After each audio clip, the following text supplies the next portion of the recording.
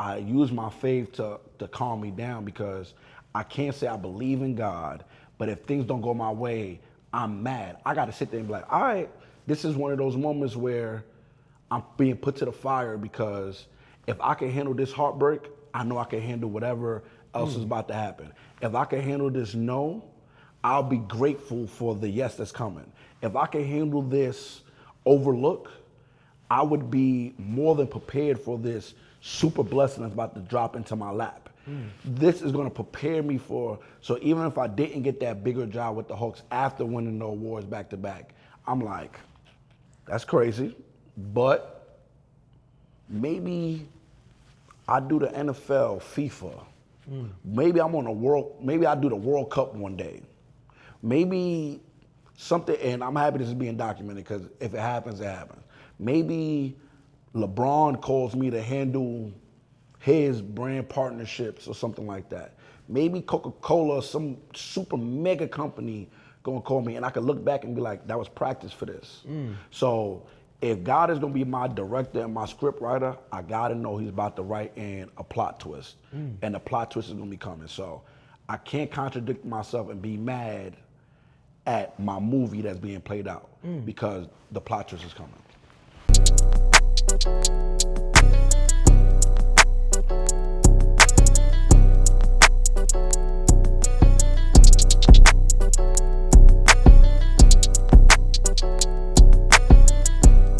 Yo, what's poppin'? This episode is sponsored by Open on Sunday. Now, Open on Sunday is a music catalog financing company that help producers, artists, and songwriters unlock the true value of their catalog. We always hear about the big artists who sell their catalog like Dr. Dre, Metro Boomin, Justin Bieber, artists like that. But what about the small artists who's trying to sell their catalog? Well, this is where Open on Sunday comes in. And if you're somebody who owns masters or publishing and collect royalty checks, your catalog might be worth more than you think.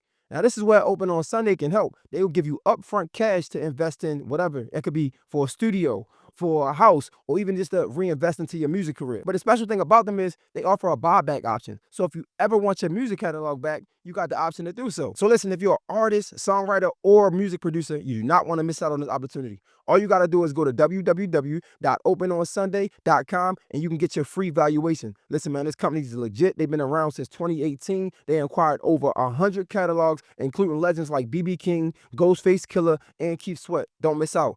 www.openonsunday.com. Get your free valuation. Let's get back to this episode. Yo, what's poppin', man? You know what time it is. Your boy, Mr. J Hill Podcast. We here. This is the Baltimore special, the Baltimore run. I'm in the city. Shout out to my guy, B More Bird, Bird House Studios. Make sure you check them out if you're trying to record.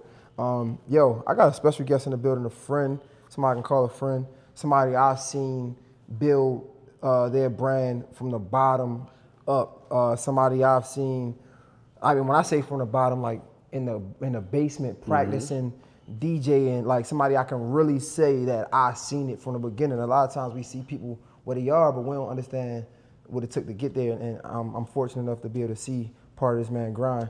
DJ Flow is in the building. Oh my God, what up, my I appreciate dog? you, buddy. Yo, I appreciate you. I have no idea where I wanted to start, bro. Like you really, as cool as we are, outside of that, if I take myself outside of that, I definitely want to give you your flowers and your respect as like a young legend that you are, because you've done this for so long, consistently, and it just hasn't stopped. Nah, honestly, we all come from the same cloth.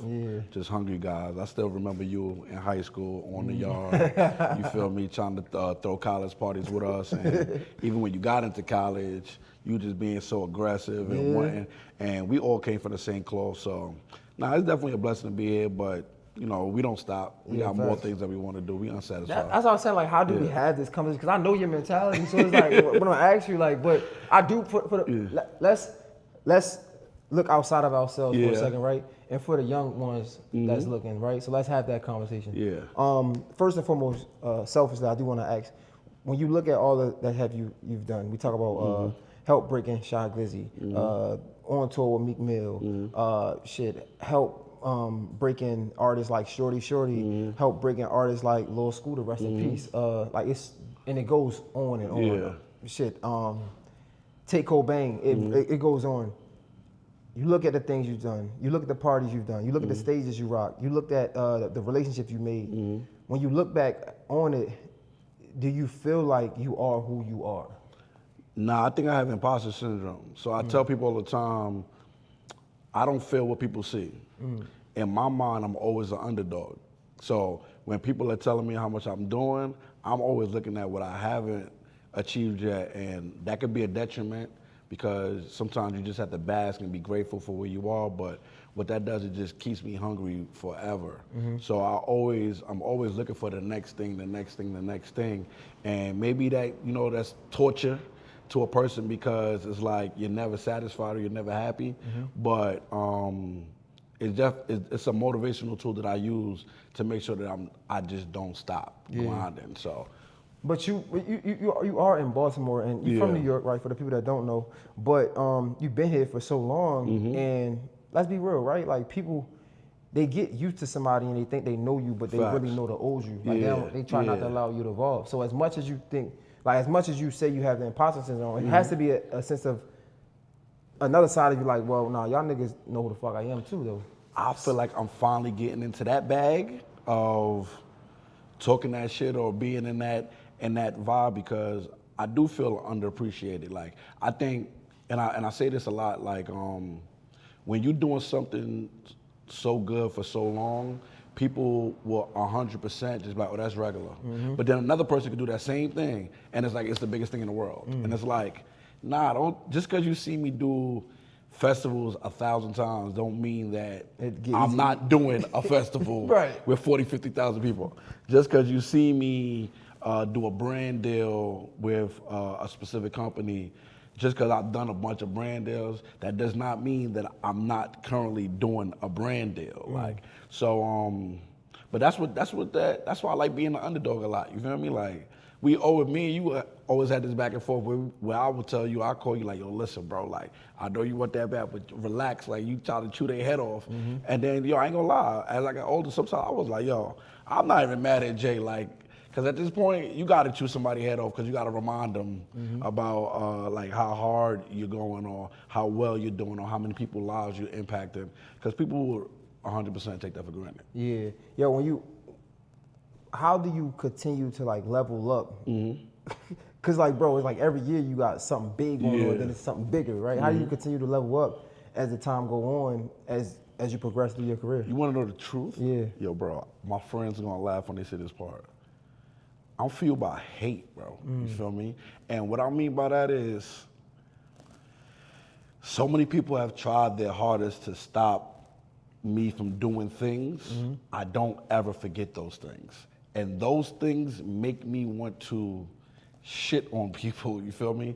So even though, we do have good hearts of the, positive things, we want to affect people's lives positively, there's another side that I don't show to the world that it's like, yo, bro, nah, niggas think this is a game. Like, I gotta take it up a notch. And then, of course, I travel a lot. So we're traveling and you come with different, circles of friends. You see different things. And me coming from New York, being in Baltimore, in New York, you walk around, you see the tall buildings, you see the cars, you'll see your favorite people walking around. And in Baltimore, I felt like you don't get to see that.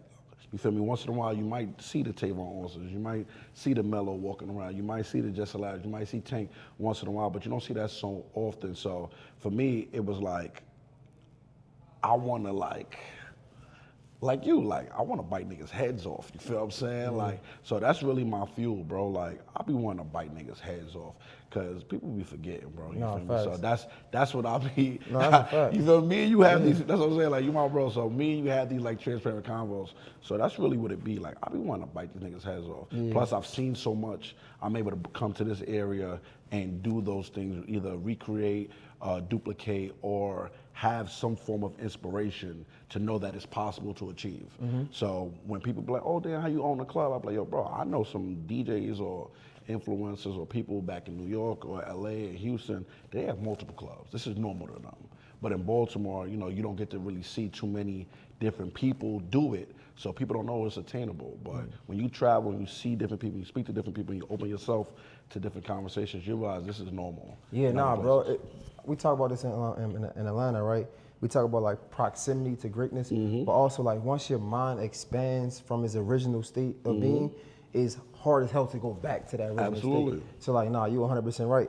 And another thing you were saying, like when you was like talking about us having these conversations, one thing I do love about, I won't say our relationship, but like both of our journeys is it shows that like you can have different perspectives and still win, right? Like, granted, we gotta listen sometimes, but like if you truly believe something in your heart, you can achieve it however you want to do it, no matter who says you can't, right? But I do want to go back because I don't want to.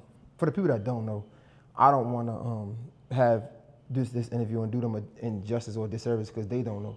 Take us back, right? When you first chose to go to Morgan, you were in New York. Like, what made you even decide to do that? Yo, bro, I feel like, you ever seen Slumdog Millionaire? It's a movie, you gotta watch this movie, right? So it's a movie about a guy who goes on a TV show called, it's like the Indian version of Who Wants to Be a Millionaire. And in order for him to get $1 million, you have to answer these hard questions. But every question has like a direct tie to something he experienced. So he was able to navigate these questions because he experienced something with these questions. So with my life, right, I feel like that's happened to me. Like every level, when you ask questions like that, perfect example, my mom paid for me to go on the college tour my junior year of high school. The college tour, it was 2 buses. You had a regular bus, but then there was another like dressed up coach bus. So, and those guys had jackets on, book bag. I'm looking like, yo, what bus is that? I look at the bus, it's a Sean Carter Foundation. So Jay-Z had a bus where he was taking young black men, like his nephews, their friends, et cetera, to different HBCUs. So these buses were following each other. So me, I'm like, yo, I'm from Brooklyn. I love Jay-Z. I need to be on the Sean Carter bus. I end up sneaking on the Sean Carter bus and traveling with Jay-Z's moms to these different schools because both buses was following each other. I realized that fast. So I'm like, I would never get lost. I could always get back home because these buses are together. So we went to different schools, like North Carolina Central. We went to a bunch of HBCUs. But when we turned into Morgan, I saw my man Kemoy. So my man Kemoy, I used to live across the street from him, literally across the street, and we used to kick it all the time. And he was with a guy named Flex, people I recognized. And then we went to a cafeteria, and I saw 2 guys that I used to play basketball with, Sean Watson, my man Roland. So I'm like, hold on, if I go to Morgan, I know 4 people off rip, 1 on the basketball team, 1 doing parties, and 2 other guys, from Brooklyn. So I'm like, it was a comfort thing for me, honestly. And honestly, I didn't have the grades. So then I met a guy named Malcolm Day, one of your OGs, right? So I met Malcolm Day. So when I sit down with Mr. Malcolm, he like, listen, bro, you ain't got the grades, so I don't know what it could do. But he was like, yo, something about you, bro. Like, you a star, bro. So this is what I'm gonna do. I'm gonna give you 30 minutes, write a paragraph of why you should be at Morgan. And if I like this paragraph, I'll accept you. Right, so I'm like, that's crazy. Like, I'm a part of a fraternity called Make Us Our Phi, et cetera. So I'm like, you know what? Take the 30 minutes. I think he's a Nat Keva. Oh, Malcolm? No, Malcolm Day is the brother. Yeah. I'm thinking you talking about Ron Stevenson. No, who's the light skin? Who? The light skin. No, Malcolm Day. Yeah, Malcolm Day, my profile, bro. I'm thinking, when you said that first, I'm like, cause he'd have been young as hell. You know who I'm talking about? He an old head for the Wow, chapter. Yeah. He an old head. So he like, write this joint. So I'm like, all right, cool, I'll write it. I called my mom. My mom was like, you better write that joint. So I write it. He read it. He like, I'm gonna give you an opportunity. Bro, I never knew Malcolm. Bro, yeah. You know what? That's how I got into Morgan. That's Malcolm crazy. Day let me in. So why you never be the brother? Nah, stop it. So Malcolm Day let me in. He was like, you know what? I'm gonna give you a chance. Please don't make me like look stupid. Wow. So that's how I got into Morgan. Yo, so that's crazy. How it happened. The bros let me into Morgan. Somebody from Pod Chapter. Damn, that's dope. So when did you? Cause you playing sports at one time? I was on a bowling team in high school, and I played basketball. When did you make the transition to wanting to DJ?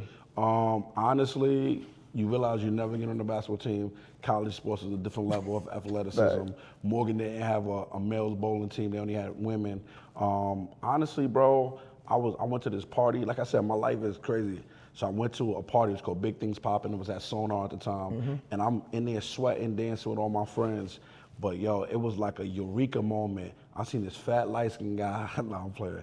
But I seen this light-skinned guy. He in a white beat. He's sweating. He on the mic rocking his crowd's P-drama. And it's like, yo, bro, it was like a moment where it was like me and him just in a place at this point. And it was like the spotlight on him. And he's standing on this chair. He yelling. I'm looking like, I want to do that. Facts. You feel me? Like, I don't know. I'm a freshman. I'm like, it's my first college party. I'm looking like, I don't know what I got to do, but I want to do that. That's who I want to do. That's who I want to be right there. And I want to do that. So it was like a eureka moment for me. And it reminds me of like me being a kid, my mom would tell you, we used to drive around in the car. She listened to the radio a lot. And I would mimic Funk Flex. I'd be like, yo, what up? It's your boy Funk Flex. 1-800-223-9797. And my mom would just, I think nobody just thought nothing of it. Like I would mimic these radio personalities. But it clicked when I saw Drama. Yo, isn't it crazy how like, because a lot of these people we cool with still to this day, yeah. but like they don't understand how much of an influence they had on their life. Like I remember when I first seen King Flexa do the Step Show. I think it was in like 2012, and I'm like, oh nah, I could do that. And then you become friends with these people. So it's like so that's the moment you like, I want to be a DJ. That's when I was like, I want to do that. I would say another time was when I was younger. I went to the Scream tour. And Bow Wow's performing, but his DJ's a young guy. His name is DJ Just. And I see all these girls screaming. My sister's crying over Bow Wow, and Just is just up there killing it. And I'm just, and Just is in Atlanta right now. Yeah. And I'm just like, yo, that is fire. And those two moments, it was like a connection thing. It was like a That's So Raven moment. Like you go back in history, and I'm like, Funk Flex, mimicking Funk Flex, seeing Just, and then Drama. This is what I want to do, and that was it. Yo, when did you link with Hunt and like Keenan? Like how did that happen? That happened. So it was Flex first. So you met Flex first? Yeah. So after the party, next day on campus, or I would say that Monday on campus, Flex is handing out. He got like a box of flyers. I walk right up to Flex. I'm like, yo, listen, give me this box of flyers. I'm about to hand it out to everybody. I'll be back. Flex is like, what? I'm like, give me the box of flyers. I'm about to hand them out. It's like 1,000 flyers. I take them flyers, but I'm up and down the campus, on the yard, talking to every single person. I come back, box empty. Flex is like, yo, I need to introduce you to some guys. And then he takes me and introduced me to Hunt, Tricks and Zeke. And from there, they was like, nah, you with me. And that was it. So you started off as a promoter? As a promoter. Yo, can we talk about the days of passing out flyers? I made a lot of money passing out flyers. Real talk. Like, I made a lot of money passing out flyers. Like, what was So it was 4 of us. It was me, CJ the Juice, a guy named Jaquad, and Casey Bailey. Jeez. And it was just us 4 as freshmen, and we would just be on the yard every day, just passing out flyers, to the point that I was messing up in school because I was on that yard. I was so determined to meet everybody. In my mind, I kept saying, if I can meet 1 million people, I'll make $1 million. So I was like, every day I need to meet new people. I was so obsessed with it, I wouldn't go to class. I would just be on the bridge all day, meeting people. And then it just took off from there. And then I guess my sophomore year, that's when Keenan comes. Okay. So I'm behind. So now I'm recruiting freshmen to join the union. So this guy's walking around. He got this big colorful jacket. He got this flat top. He on a bicycle. I see him in the back of Rollins. I just stop him. I'm like, yo, bro, who are you, bro? Like, he like, yo, I'm the Fresh Prince. I'm like, what? The Fresh Prince? I'm like, yo, bro, let me introduce you to somebody. Same way Flex did it for me. So I introduced him to Hunt. And then I would say a couple weeks later, he was living with us in the house. So wait, was the union already formed when you met Hunt, or was the union already formed? Yeah, the union was already formed. Who was the original union? It's J Hunt, Tricks and Zeke. Oh, okay. So those are the 3 top guys, and then they had entertainers: King Flexa, DJ Ki, DJ Reem, DJ Buddha. So how did that like separate? Because when I came around, so by the time you come around, me and Keenan realize we not little dogs no more, we big dogs. So when we realize we big dogs, we start throwing our own events. And I guess the guys, they move on to 21 and over events because they realize, like, you know what, our time is pretty much right. When I came around, y'all wasn't throwing your own events just yet. Y'all was still We was DJing. on the verge of it. Oh yeah, on the verge of it, yeah. But y'all still was in Club One. And I remember like y'all upstairs, VIP, like that's back when VIP was really VIP. Yep. And like I remember like seeing you and Keenan in the basement, like practicing. Yeah. Like, it's crazy. So me and Keenan, we used to live in the basement. We promoted in exchange of living in the house rent free. Wow. Because Keen at the time was dealing with family stuff, so he needed to escape. Me at the time, I didn't want to put my family through so much financial stuff about paying for room and board. So Hunt was like, if y'all promote for me, I can stay in the basement. So me and him, our bed used to be like arm length away from each other, and we had a TV and a DVD player, and we only had one DVD, and it was House Party. Oh, okay. So that's how we got into even doing the dances and the DJ and the MC type of thing. So we literally would just watch House Party all day. And then I looked at Keenan and I was just like, yo, bro, like, I'm gonna be a DJ, you're gonna be a host. And every day we practice. Damn. For hours in the basement. Yo, when you look at that, because it seems like Hunt had an instrumental part in all of our career. Yeah. Do you think he get the appreciation he deserves? I don't think he wanted it, honestly. For real? I don't think Hunt wanted. Like, Hunt one of those guys, bro. He just like to work. He a workhorse. You feel me? And I think he's just happy for everybody's success and moving on. He makes jokes like, yo, one day he's gonna call that favor from all of us, and I'll be right there to give it to him. You feel me? But I don't think he wanted it, honestly, and I appreciate that about him. Yeah. Now I look at it and I almost feel bad because it's like, man, like I know what he did for me. You know, like I wish that he could get the spotlight that he deserved. But don't worry. If I become rich, super rich one day, I'm taking care of him for the rest of his life. Like, Yo, so at what point in time did you know, like, yo, I'm really him? I would say, I don't think I ever felt it, honestly. I think to this point I don't feel it, but I had like little points. I would say once the Shock Glizzy thing started popping off, I was like, dang, I'm fresh out of college. I'm rocking with a guy who got one of the biggest records in the world right now. Like, I think that's dope. At that point, did you want a artist? Because I know it was a certain point of time where that was a thing. Like a DJ had to have an artist. I would say I always wanted it, but I wasn't like searching for it. It kind of fell on my lap. Yeah. So the situation was just weird. At the time, it was a girl named Gigi. She used to work for Sony Music. So I used to basically go online, look for a bunch of different companies who needed on-campus reps. I didn't land any jobs. So my man Joe Mills actually worked for Source Magazine. He gave me an opportunity. And then Gigi, she was working for Sony Music. She had Yo Gotti. And Yo Gotti was going on tour. Yo Gotti had 3 people on this tour, YG, Zezilla, and Shock Glizzy. And basically Yo Gotti was doing college like meet and greets. So of course, I had my nonprofit, Smooth, so I was able to book rooms. And I reached out to the school, like, look, I got Yo Gotti, you want to come to campus? The school's like, cool, let's do it. But I kind of did like renegade, didn't speak to police or nothing like that. I set the whole room up, and then I'm like, yo, if Yo Gotti's coming, maybe YG and Zezilla and Shock Glizzy want to come. Zezilla got it on my own at the time, big record. I reach out to them, they tell me no. YG said they're not going to make it, but Glizzy said, yeah, let's do it. So the day of the event, Shock Glizzy is late. He misses the whole thing. But Gotti's on time. We take pictures with a bunch of people who do a interview live in front of everybody. So I got this box of Yo Gotti's like marketing materials, and I'm walking to the back of the garage, back of the canteen, and this Camaro pulls up, and they're like, yo, we looking for a flow. I'm like, I don't know who you talking about. You feel me? Like, it's dark outside, bro. Like, so I just keep walking. They're like, nah, we got Shock Glizzy in the car. I'm like, oh, damn. I'm like, I'm Flo. I'm like, what's the odds of me walking out and then he's sitting right here? So he jump out the car and he's just like, yo, Holmes, I'm sorry for missing it. Like, anything we could do. I'm from New York. I don't know too much about Shock Glizzy at the moment. I knew he was beefing with Chief Keef at the time. So I'm like, nah, there's nothing I could do, but everybody, I just had the event, so everybody came to the canteen. Canteen is rocking. So I'm like, yo, we can walk in the canteen. I introduce you to the students. We walk in the canteen, bro, they start to go crazy. I'm looking like, who the fuck is this guy? Like, why is everybody going crazy? And he had Law 2 out at the time. And then we followed each other on Twitter. He had a DJ at the time, but I don't know what happened. And then he ended up DMing me like, yo, bro, like, I like how you handle that. I got 4 shows coming up. If you don't mind, DJing for me, let's see how I go. I got a big record about to drop. It's called Awesome. It's gonna change our lives. I'm looking like, whatever. Like, I would love to just get out the city 4 days, you feel me? So I do the 4 days with him. I forgot what cities we went to. We went to a couple cities.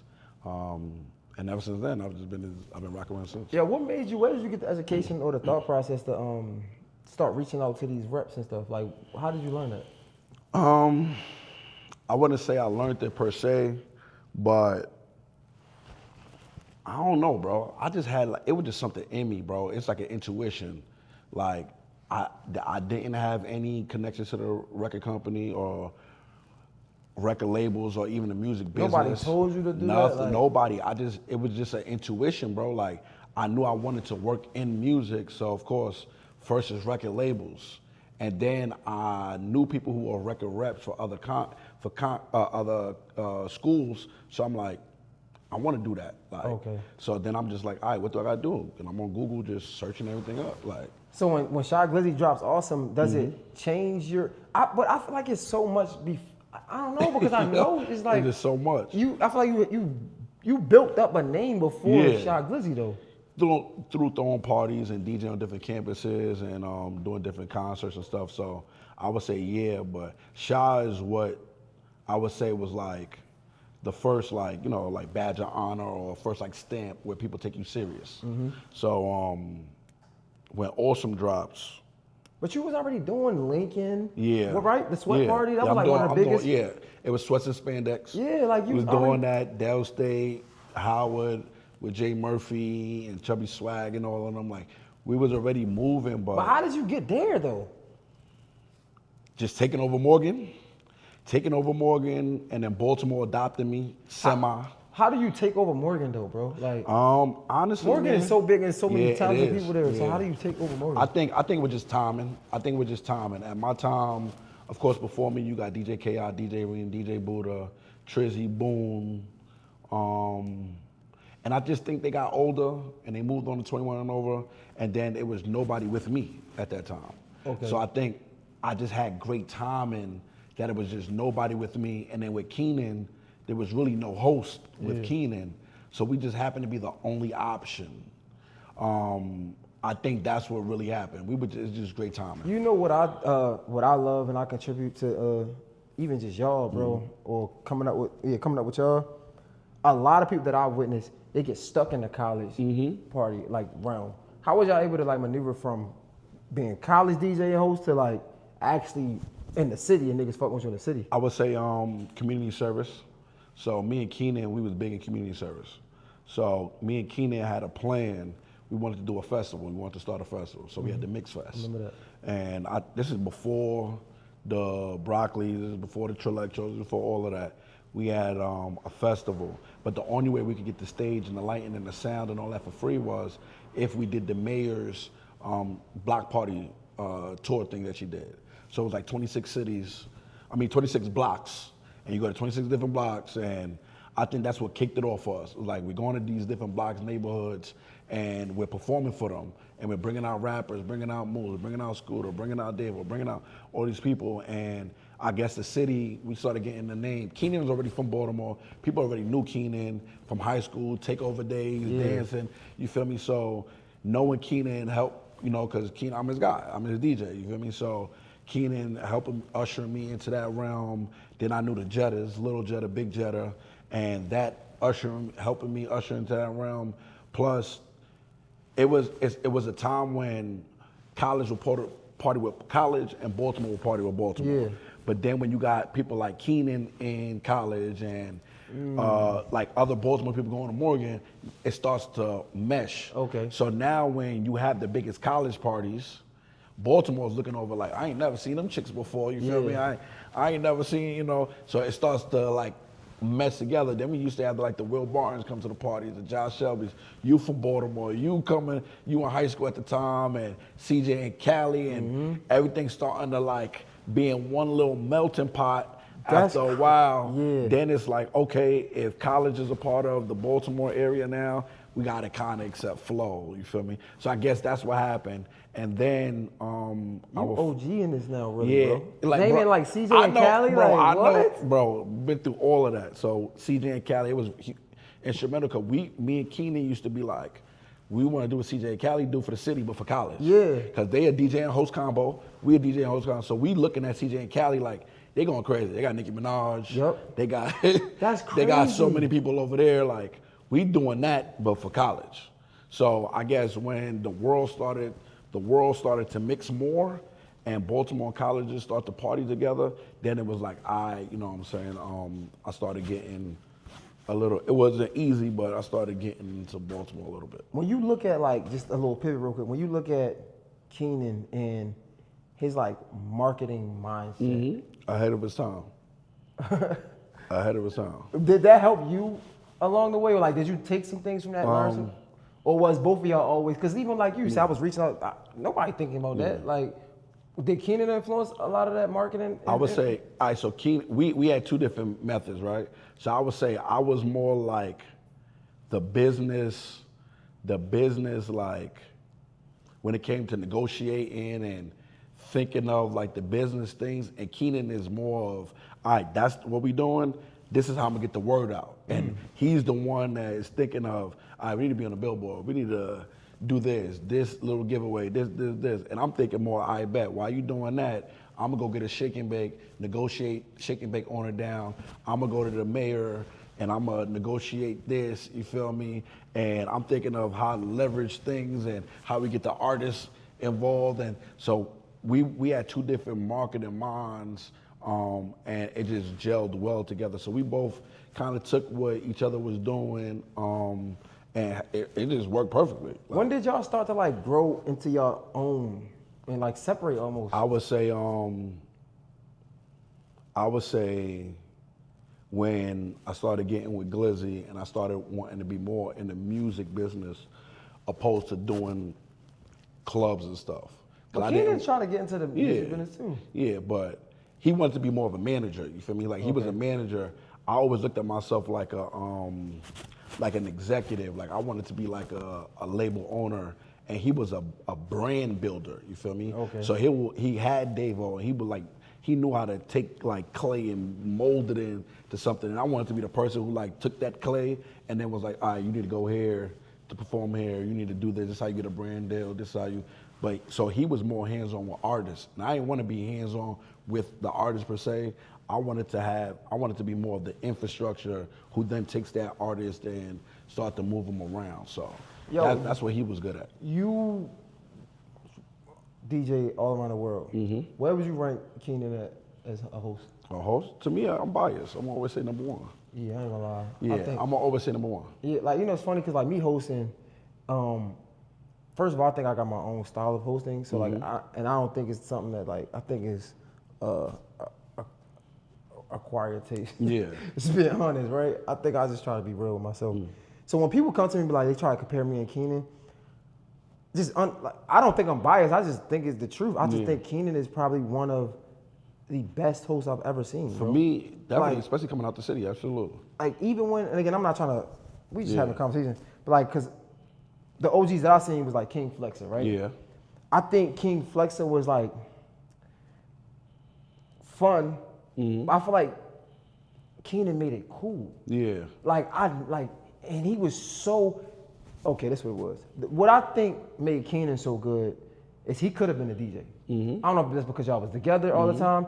He would be able to tell, if you had a bad DJ, this is how I measure it. If you had a bad DJ and Keenan hosting, he would be able to turn that party up because he knew to tell the DJ. Yeah. That's what I'm like, and that's the thing. That's the thing about it. It's like, and I say it was vice versa too. It's like, because we together so much at that moment, and we had like these little sets we would do, our chemistry is ridiculous.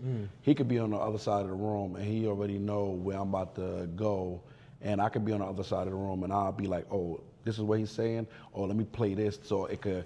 And then even if I restart records, he got like our chemistry is crazy. So if I have a bad host, I could go to the host and be like, listen, this is what you're doing, but let me tell you what my man do. You feel me? And this will work. And he could go to a DJ like, listen, I see what you got going on, but me and my DJ will do this, and this will work. So having each other and being around each other and living with each other. Yeah, Brian, I think he's one of the best hosts. Easily.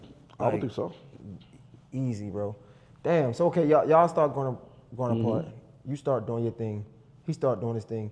Did it ever become conflicting? Like, did it ever become like y'all paths got across and it's like, you know what I'm saying? Nah, it never did that because he had his own plan for himself. You feel me? So even when he like moved away and all of that, because even when we separated from college, we came back together. We lived together. So we lived together when Scooter, like right before Scooter passed, and Scooter, he used to have Scooter on our couch a lot, And when Davo was around, so we went away. He worked for DTLR, and I was working with Glizzy, and then we came back together. We was living together, and we started to do more of the corporate stuff, like DTLR marketing stuff, dealing with Scooter's rollout for his projects and stuff. Davo, people like D-Dave, God rest his soul. D-Dave lived in our basement at the time. We had people like Peanut, we had like a nice little like conglomerate of people that we was working with in the city.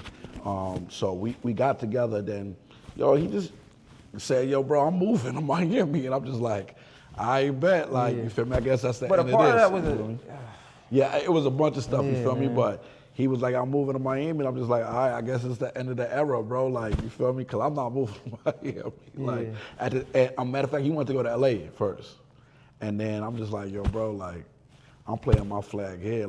I'm from New York and I moved here. He's never lived anywhere else, so he had to go spread his wings somewhere else. So I already did the move myself from 18 to another city. He ain't never did that, so he wanted to go spread his wings, and that was the end of the era. Isn't it crazy how most people would think you would have to move to New York to get on? Yeah. You moved to Baltimore. Yeah, because I saw it.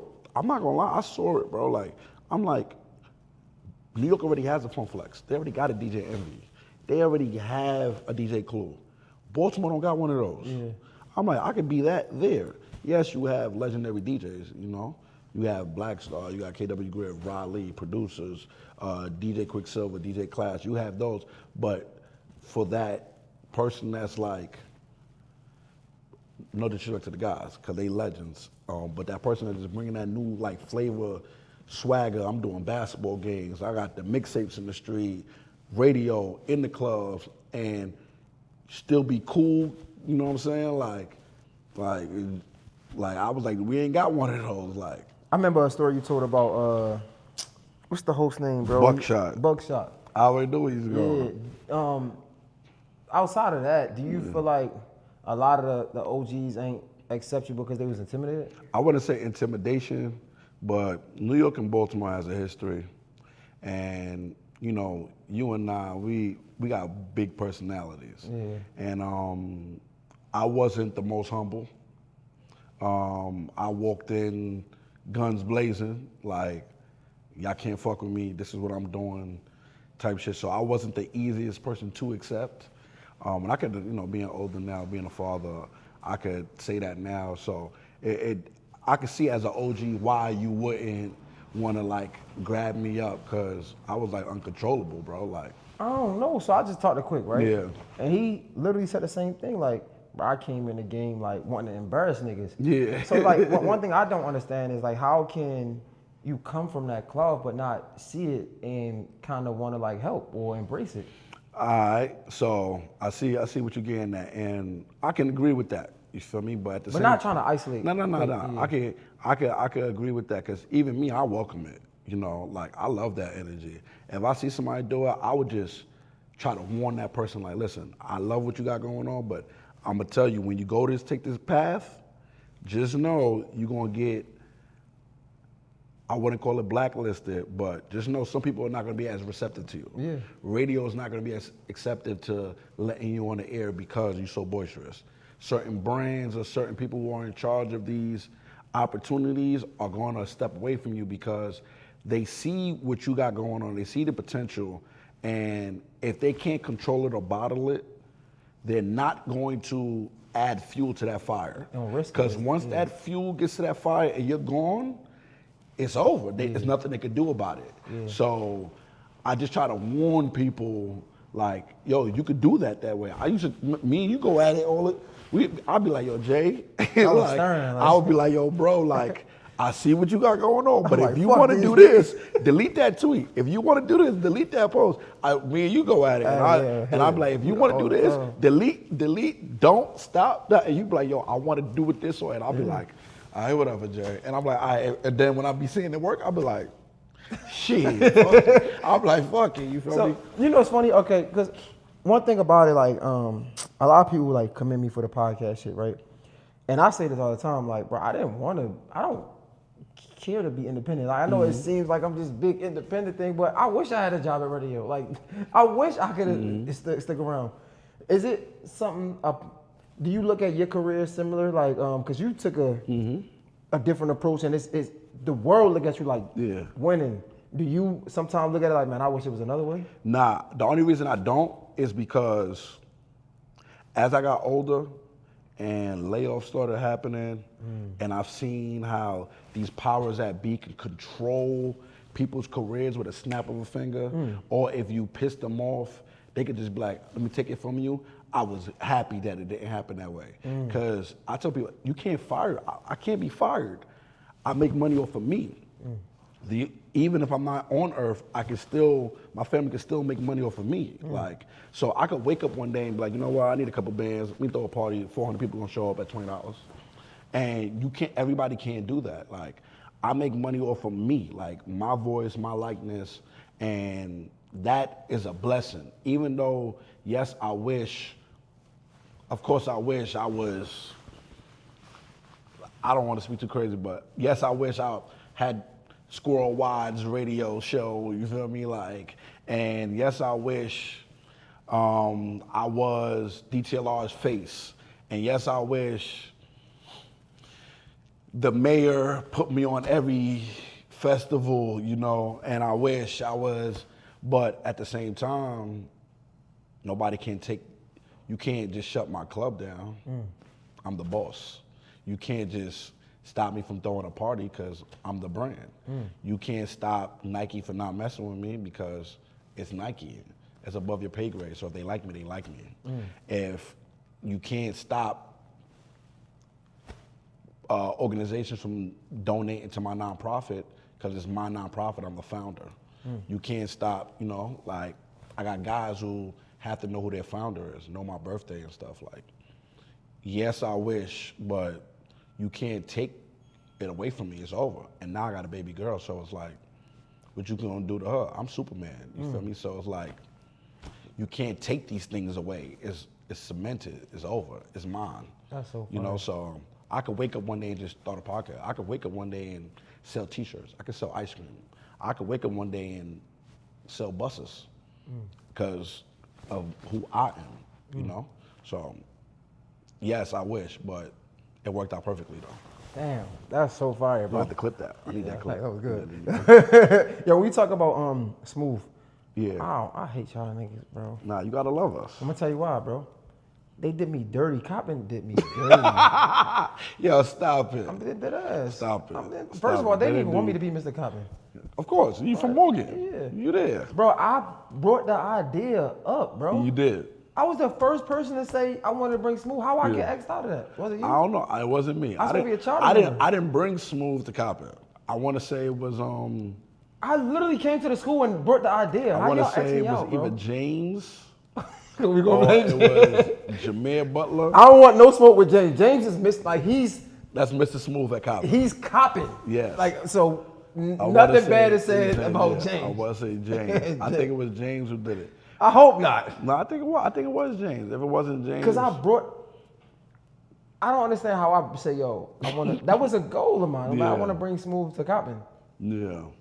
I don't know how it happened, honestly.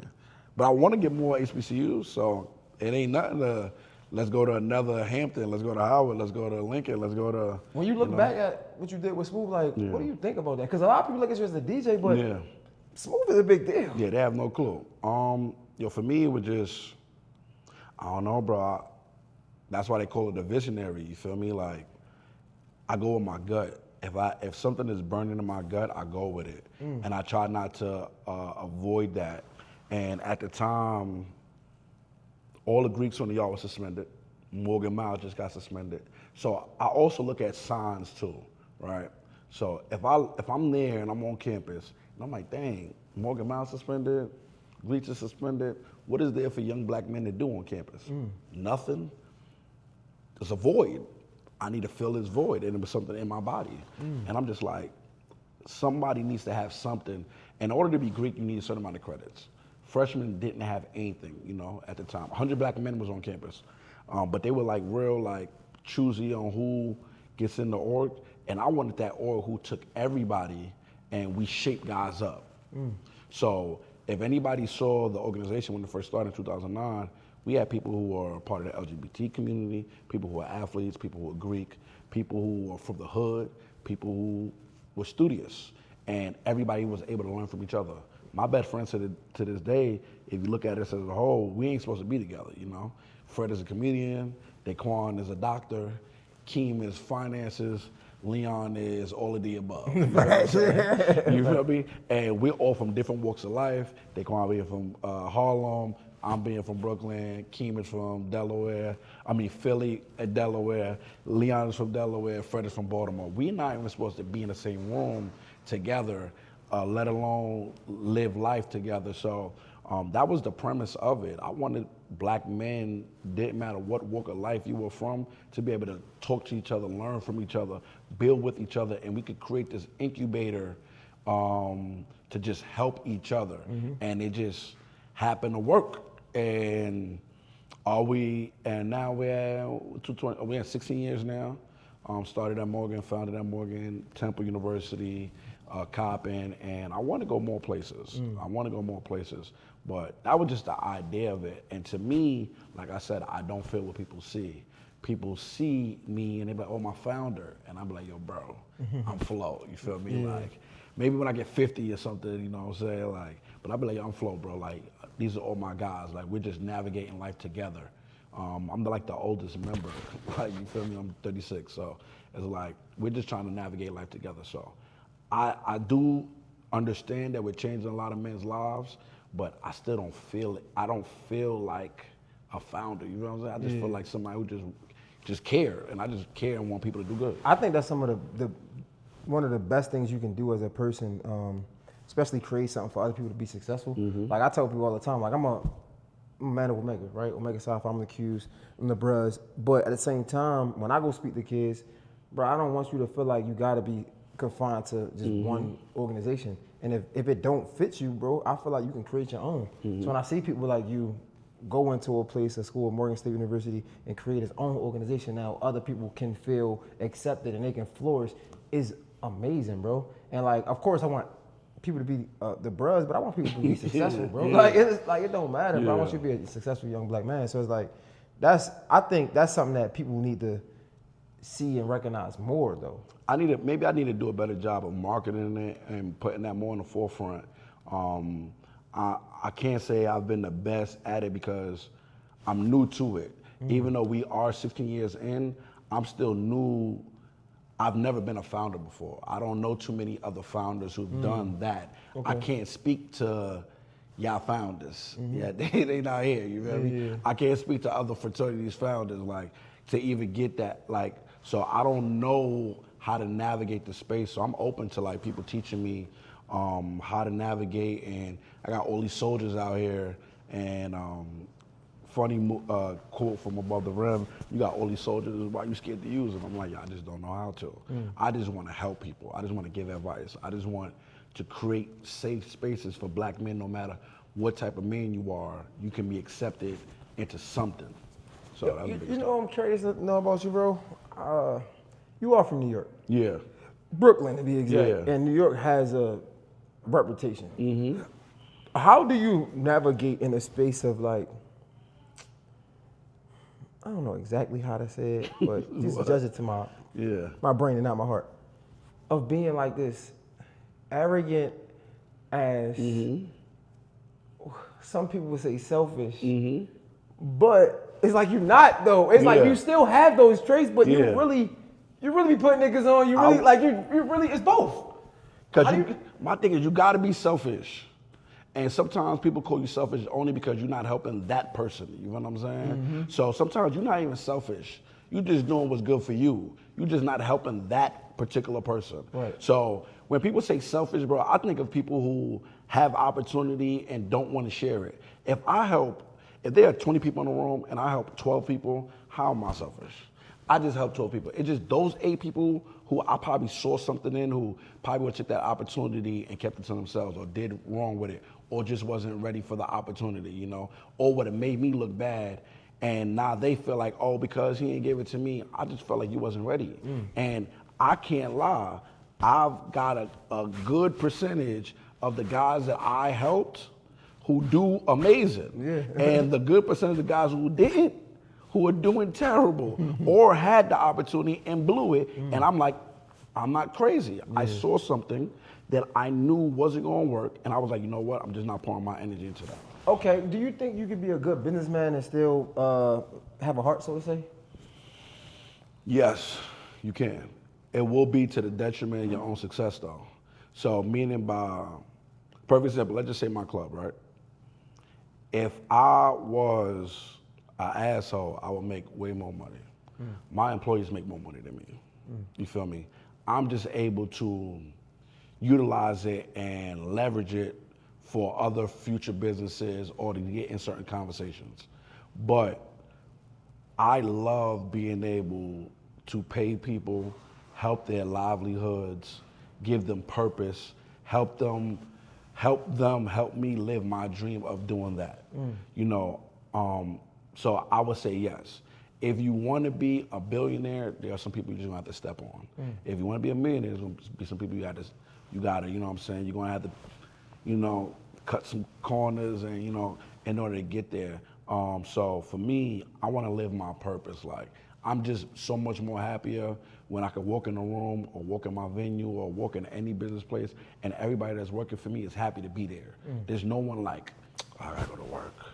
This nigga owe me money, blah, blah, you feel me? I just much prefer people to just be happy with me. And I don't know if that's a detriment and I could have been more successful in life or made more money, but it's just who I am. I could have an opportunity, somebody could call me right now, yo, Flo, I got this artist, you know, who want to come to Baltimore, he want to do a party, I got a venue, 5,000 people, it's all yours. And the first thing I'm gonna think is, how many people can eat off of this? Other people might go, damn, that's 100 grand for me.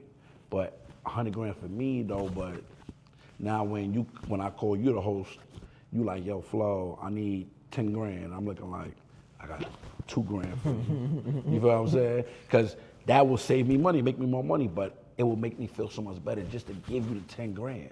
You feel what I'm saying? Now I look up at the end of the night, I'm like, damn, I was supposed to make 100,000, but I made 30, but all my friends just ate. And everybody's happy. That made me feel better. It sounds stupid, but I just sleep better at night. Yo, how do you deal with the, like, we open it like this, with this. How do you deal with the people that knew you for so long, but you still working with them, and it ain't like y'all best of friends, but you still keep them around, we still live around each other. How do you deal with those relationships? I'm starting to put boundaries on them now. I'm definitely starting to put boundaries on them. Before, like I said, I didn't want people to hate me. So I was willing to put up with things or keep certain relationships even if they didn't serve me, just so that people just wouldn't hate me. Yo, I really hated being hated. Like, I hated people being unhappy with me. It would literally hurt my stomach that somebody just wasn't happy with me or pisses me off. Now I'm starting to get comfortable with boundaries because I realize, of course, you know, with my daughter, I'm living for more than just me.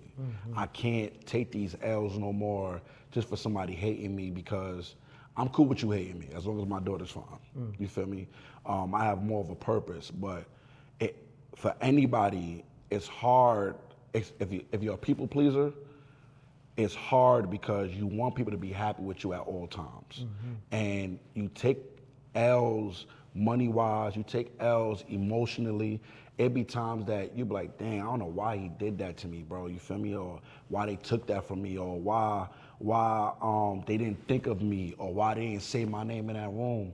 But I don't want them to hate me though, so I'm gonna just keep that relationship going so that they don't hate me though. And I realize other people are so comfortable with being hated, bro. Other people, takers will take as much as you are willing to give. They will continue to take it. And I'm just somebody that will just give. If you don't put a limit on taking, people will take everything you have. And I was just so comfortable with it, 'cause I'm like, as long as they're happy with me, take what you want. As long as you're happy with me. And now I'm getting to a place where I'm like, I don't care. Be mad, bro. Like, you feel me? Like, be mad. I got to live for me now. You feel me? Like, I gotta live for my family. I gotta take care of my wife. I gotta take care of my baby. You know, so be mad, bro. I'm willing to take all the bullets to protect those two. It's just what it is. But I'm just starting to put boundaries on those things now. Yo, did you ever feel like granted, people always look at you as like DJ Flow, the guy. Did you ever feel like you wasn't the guy, or it was people in the city or in your space that got more love, even if they didn't deserve it? Like you kind of chasing them, I guess. Me personally, nah, because I was never in competition with nobody here. Okay. The only person I would look at honestly was Quick, but outside of that, I didn't see nobody else's competition. I didn't want what nobody else had, cause I'm just like, what's that person selling? Not no festivals. That person's selling not no club owner. That person's selling not no founder. That person, the highest they gonna go is the popping club in the city. If they get on the arena stage, that's their end all be all. I do arenas in my sleep. Would you say you had mentors coming up as a DJ? I would say DJ mentors, yeah, I definitely did. DJ Lil Mike, DJ P Drama, DJ KI, DJ Big Jetta.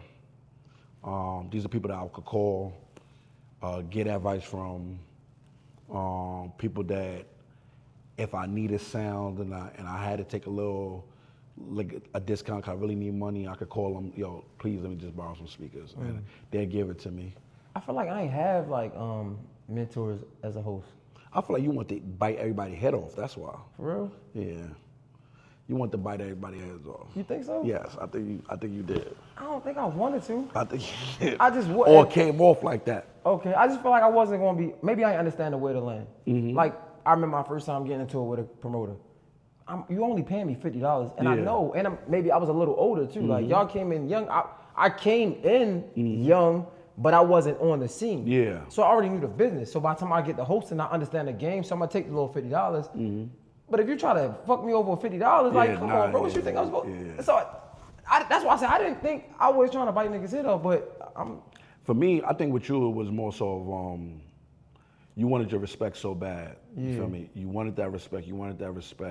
And a lot of times we want things so fast. And even if we're not prepared for it, we want those things. But if you don't have a strong foundation and you get all these blessings, eventually it starts to crack. And what I mean by strong foundation, it ain't always just money. It could just be our mental. You feel me? Are we willing to deal with us not getting opportunity? Are we willing to wait that extra year if it takes to go get those sponsorships and those brands? I remember particularly like DJ Red, he used to call me Flo Hogan, right, at DTLR Radio, because I would be at the radio station. I'm somebody who, in my mind, I'm traveling, I got colleges, I got all of this, and I'm looking up and opportunities zooming past me. I'm looking like, hold up, wait a minute. So I would get to screaming, how the hell the radio station ain't hiring me and blah, blah, blah.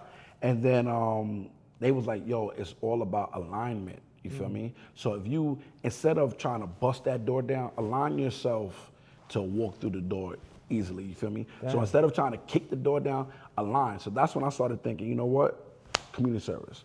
I started thinking, you know what? I want to do these charity basketball games. And then I had the biggest game twice. That's when I started thinking, you know what? Let's switch the brand over to more content-based, more, let's start doing artist showcases. Let me start doing mixtapes. Let me prove myself to the powers that be that I am deserving of these things. And then instead of chasing money directly, let me set traps for them. And then so the money could drop. Because a person could be like, yo, I want that brand deal. How do I get that brand deal? And then they'd be like, all right, so send me an invoice. You don't know how to send an invoice. Or they'd be like, you know what? I do community service. I want donations and stuff, but you don't got a 501c3. Or you don't have a business set up. Or you don't have, and it's like, you can get these things, but are you prepared for what those things come? So you was doing those things to prove? Yeah, I was. Wow. I was like, I want to be on the radio so bad. What can I do? I threw a basketball game to be on the radio because in my mind, I kept saying, if I could get all these rappers in a place, pack this spot out, if anybody could go back to those pictures and those videos, the whole front row was 92. It's Kelson, Conan, Persia. I invited everybody. I hired Pork Chop. He was my voice announcer. And I had, so that was my mindset. I'm like, if I could host these mixtapes, be on all the poppin' artist mixtapes that will handle the music portion, then I'm gonna do the block party tour with the mayor that handles community service. Then I have to just show them like I'm lit. So I'm gonna do these basketball games and I'm gonna have them sit courtside. So when they walk in, they like, yo, it's a DJ that got all these people in here with all the biggest rappers that we probably can't even get the station. And they walk in and there's YGG playing basketball with CTM Ball, playing with Davo, playing with Scola, with Terrence West, with Javante Davis and all these people. And nobody's ever seen nothing like that. You feel me? With Scooter's in the building, you feel me? So it's like, and then of course Sheila Dixon is there, like, and we giving out free New Balance. Shout out to Stokey. Stokey helped me get the New Balance. And we giving out sneakers and it's like nobody ever seen nothing like this. So that was my plan. I was like, instead of tweeting about 92Q and sending these applications, I'ma just do all these other things so they can see it and it's gonna just drop in my lap. So let me ask you this. Then. Yeah, go ahead.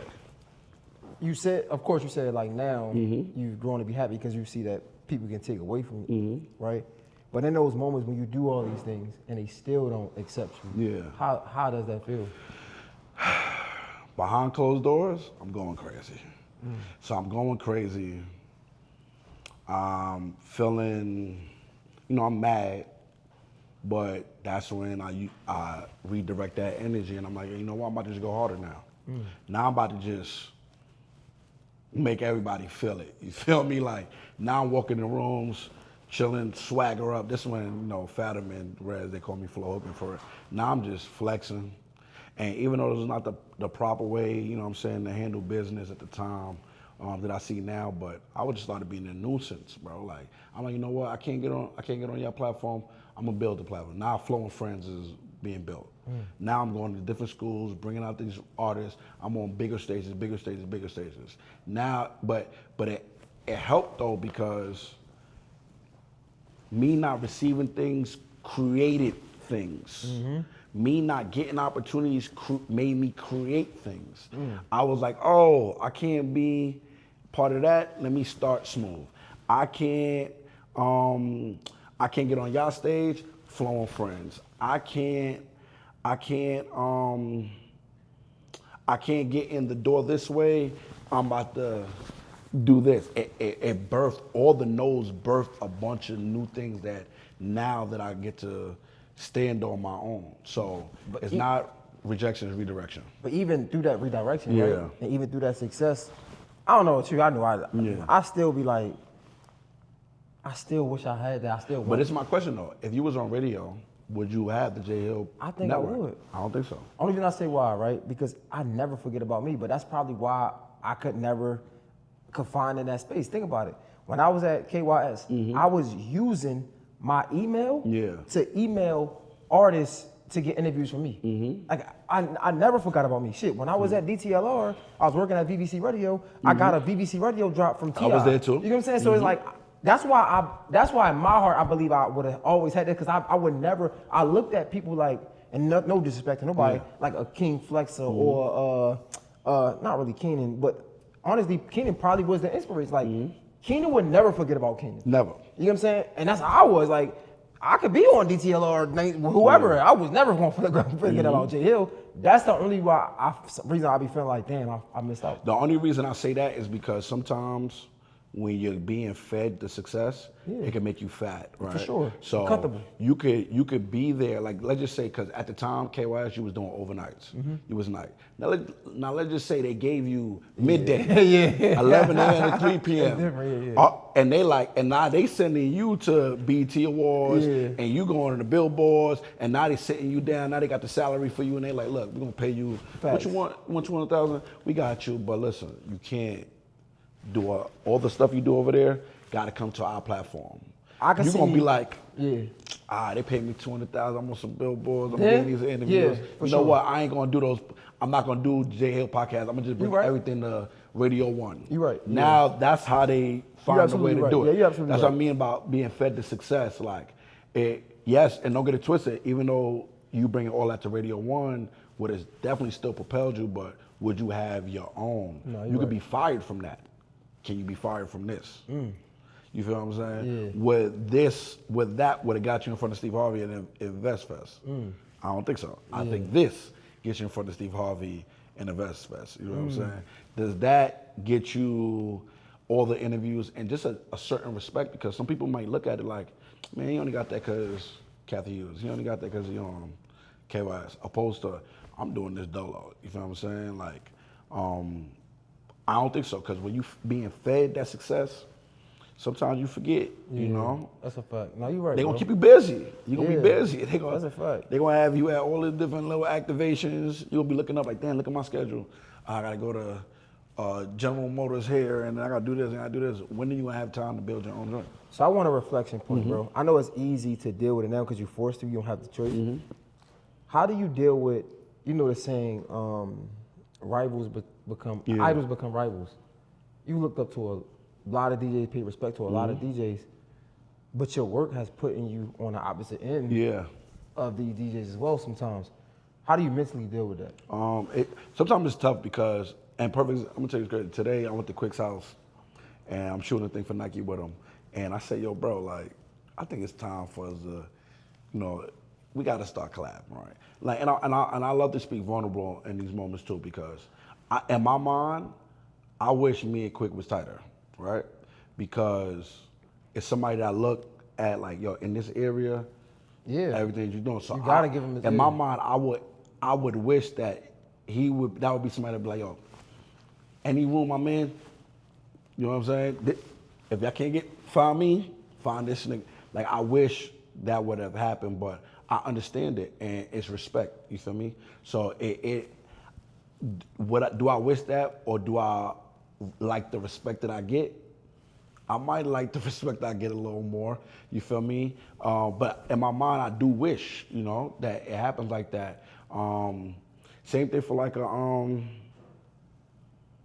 even with like a flex situation, I got the joint pinned on my Instagram. Like, I've always, you know what I'm saying, like, respect the flex. And then one day I was in South by Southwest, and I'm doing a say. He goes after me, and I just feel like I did good, you feel me? Then I'm on tour with Gunna, and then one day Gunna's bringing out Thugger and Megan Thee Stallion. Kevin Lau coming to me, he like, yo, tell Flex, don't play Thugger, don't play Megan Thee Stallion, because they're coming out. We at Urban Plaza. I'm like, cool. So I walked to him, I'm like, yo, Flex, man, yo, big fan. I rocked out with you South by Southwest. Kevin Lau said, don't play no Thugger, no Megan Thee Stallion. This nigga gets on the mic and says, man, motherfucker try to tell me what to play and what not to play. Fuck that. I'm looking like, oh my God, this is my hero. So now you fast forward to years later, this past December, and now I get the opportunity to rock Barclays with Flex standing right next to me. This is why it's pinned on my motherfucking shit. So I'm like, I remember that. So now I'm about to smoke your festival in front of you and make a fucking movie with Meek Mill. I'm about to smoke the shit. So that's the shit, the lights. I'm doing the lights, and then you see him like finally give me my praise, like he giving me the finger, like, yo, look at this guy, you feel me?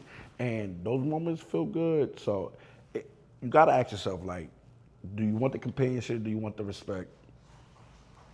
I like being on the other side of the respect. Instead of me being like how Kobe's like Jordan Youngboy, but when he look at Iverson, it's always, this the motherfucker who got over on me. But you always kept your composure in it. I feel like me, niggas need to know, fuck y'all. I don't know, like, I like that because like, it works though, but for me, it's like, nah, man, fuck y'all niggas, man. You don't treat niggas like that. Because I just wouldn't do that, bro. Like, if it was a nigga, like, I remember, it's not to me, but I think about, like, when I first time I met Tunnel. He like, yo, I want to host. Okay. Like, I don't know, bro. I don't like that, bro. Like, that shit is corny, bro. For me, it's respect, bro, because they know. They can feel it. Like, it's like, because when somebody do it, that means they see something in you, and they know it's there. So now I get the confidence, because I'm like, oh, hold on. He sees something that I may not see, so maybe I need to do some deep diving. If he don't want to link or if he don't want to build, he sees something. So he knows something is happening. So I like that feeling. Like I love it, bro. Like, that's a dope ass mentality. That's how I look at it. I wish I had that. I swear that's how I look at it. before I used to take it to heart. Now I'll be like, okay. If he's trying to avoid me from working with me, that means because he sees something.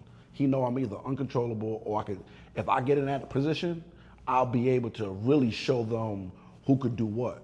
That's why even with like the Atlanta Hawks situation, like those things are big moments because I always said if I get these, I could really show people my network. And I get the opportunity to do the Atlanta Hawks, and we win the award back-to-back years for Partner of the Year.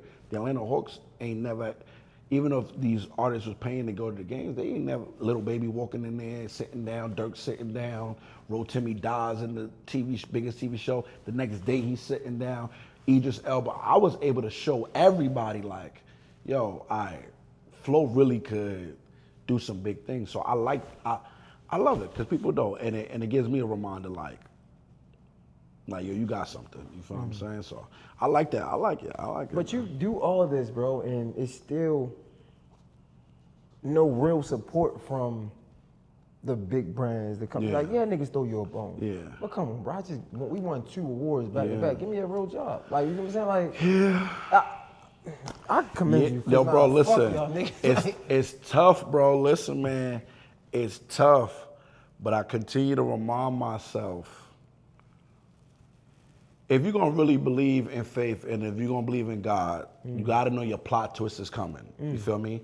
So if I believe that God is really the director of the script of my life, I got to know somehow the plot twist going to come. I can't say I really believe in God and then question why things don't go my way. It's a contradiction. You feel me? So my mom was heavy in the faith. I got baptized. So I use my faith to calm me down because I can't say I believe in God, but if things don't go my way, I'm mad. I got to sit there and be like, all right, this is one of those moments where I'm being put to the fire because if I can handle this heartbreak, I know I can handle whatever else is about to happen. If I can handle this no, I'll be grateful for the yes that's coming. If I can handle this overlook, I would be more than prepared for this super blessing that's about to drop into my lap. This is going to prepare me so even if I didn't get that bigger job with the Hawks after winning the awards back to back, I'm like, that's crazy, but maybe I do the NFL, FIFA. Maybe maybe I do the World Cup one day. Maybe something, and I'm happy this is being documented because if it happens, it happens. Maybe LeBron calls me to handle his brand partnerships or something like that. Maybe Coca-Cola, some super mega company gonna call me and I can look back and be like, that was practice for this. So if God is gonna be my director and my script writer, I gotta know he's about to write in a plot twist. And the plot twist is gonna be coming. So I can't contradict myself and be mad at my movie that's being played out because the plot twist is coming. Bro, this is fire, bro. I think I feel like we got people waiting. Yeah. We could do Now, real talk. We could do like 3 of these. Now, real talk.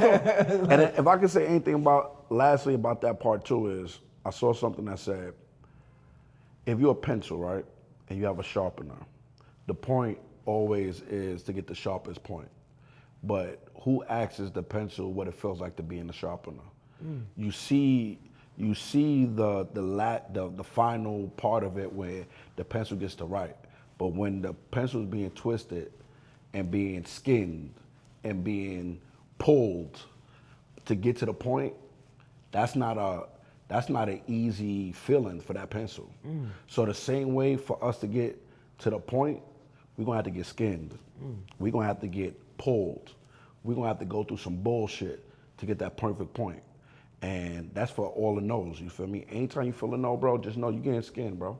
But at the end, when you come out that sharpener, you're gonna have a perfect point, bro. And you're gonna be able to do whatever you want at that point. That was fire. That's how I try to view it, bro. And it calms me down. Cause like you, I want to turn up. I'll be wanting to turn up, but I gotta keep my head on straight though. Nah, that's dope as hell, bro. Yeah. I respect you, bro. I definitely love you, shorty, for real, man. Of course, my brother.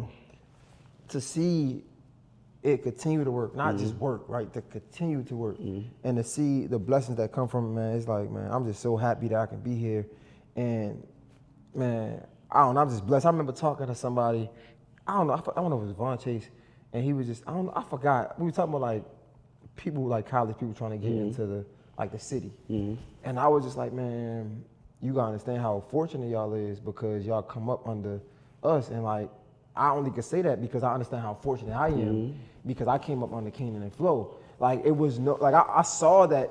You had college people, that's college people, and then city people, that's city people. But we was like a hybrid, and like being able to come up under it. Again, I am from Baltimore, but it's niggas from Baltimore that get stuck in college. Facts. You know what I'm saying? Like it just felt good, and to be able to see everybody doing that thing now, it's like, man, it's amazing, bro. And then I wanna, while we have this platform, I'm calling out Meek.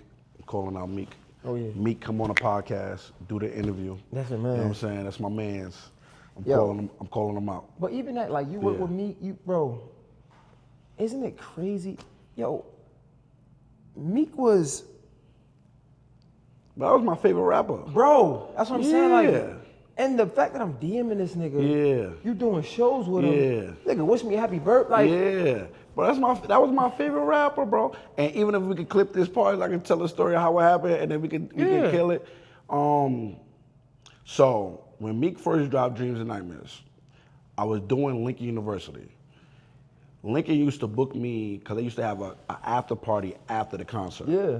Clint Saunders was the person in charge of this.